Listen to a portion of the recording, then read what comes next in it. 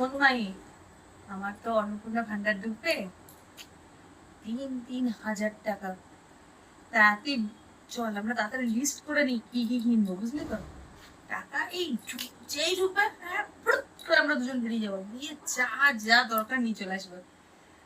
বললে হবে না, 3,000 টাকা ঢুকবে। চল চল চল লিস্ট করে নিই। বল তোর কি লাগবে, বল বল বল। এবার মাও না স্বতন্ত্র হয়ে যাচ্ছে, মানে মারও ইনকাম। এবার তুমি যা চাইবি তাই পাবি।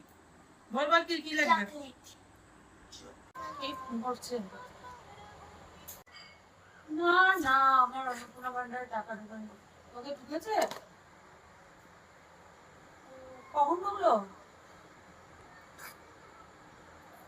ঠিক আছে রাখ, আমি দেখছি, চেক করো।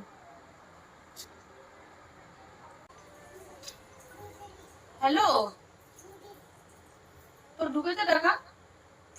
আরে বাবা, আমার দোকানে সারা বিশ্বের লোকের টাকা ঢুকে গেছে, আমার কপালটাই খারাপ। অন্নপূর্ণার টাকা এখনো ঢোকেনি।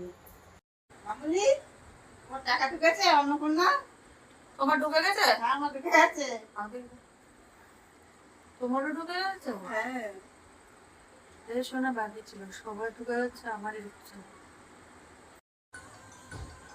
আবার ফোন, সবাই ফোন করে এক কথা, আমার ঢুকে গেছে, আমার ঢুকে গেছে।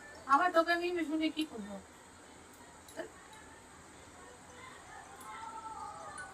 ঢোকেনি ঢোকেনি ঢোকেনি ঢোকেনি ঢোকেনি। উফ,